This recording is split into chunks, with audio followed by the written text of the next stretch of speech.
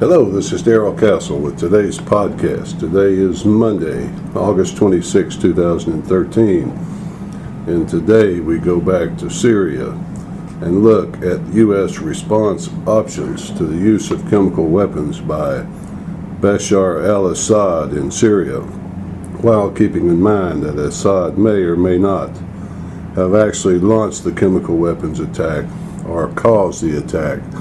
We know the chemical weapons were used. That is obvious. People died. Traces of these agents on their bodies, but who did it? That is another question. The U.S. and its allies have positioned their forces for a possible military strike, which makes Assad kind of a suicidal person, doesn't it? Because he must have known if he did this, it would expose him to attack by Western forces and their militaries. U.S. with 2 strike carrier groups in the Persian Gulf, their ships gathering in the Med, their air forces in Egypt, Jordan, Turkey, and Israel ready to strike his country. Why would he do something like that to provoke such an attack if he actually did? But there you go. The extent of the U.S. strike will depend on U.S. objectives, and who knows what those are. Number 1, a punitive action directed at leadership and command and control centers is a possibility. Number 2, a strike to degrade military capabilities, thus tilting the balance of the war in favor of the rebels.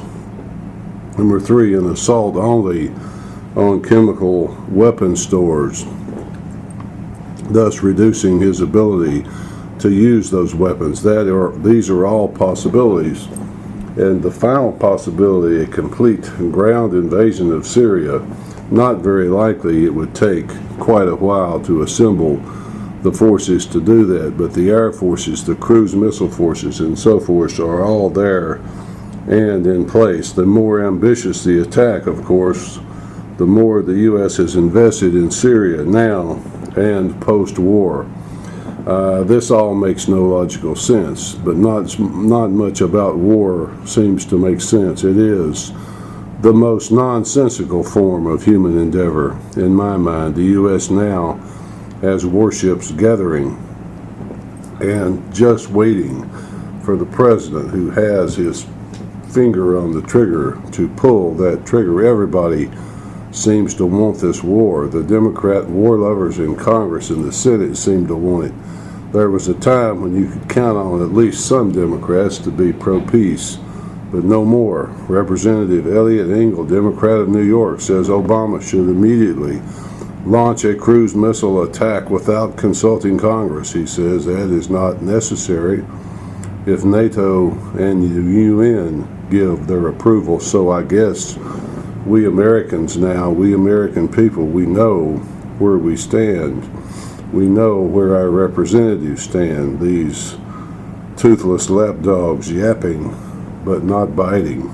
A government with great military power, accountable to no one, loose in the world. Secretary of Defense Chuck Hagel says the president is considering all different options, and will get his facts straight before acting. Well, that's comforting, isn't it? At least he's going to get his facts straight before he goes and bombs these people. I'm glad he at least wants to do that before he intervenes in someone else's civil war. Why is this our business? Why do we have to add to the misery of these Syrian people? Because that's what we will end up doing. Over 100,000 dead already, but that's not enough. We have to add to it. I doubt if President Obama has considered the option of minding his own business. That's pretty much everyone's business, I guess, when you run the world. In addition to the cost to the United States in terms of morality and human suffering, the danger of involving Iran and possibly Russia in a region-wide war with nuclear implications, which the administration seems perfectly willing to risk. In addition to all those things, I point out that we can't afford this war. We're $17 trillion in debt. That is the on-budget debt, not the off-budget debt. We can't afford Social Security. We can't afford medical care for our people, but we can't afford this war, can't we? Well, what should we do? Well, I can tell you that, folks. That's not tough.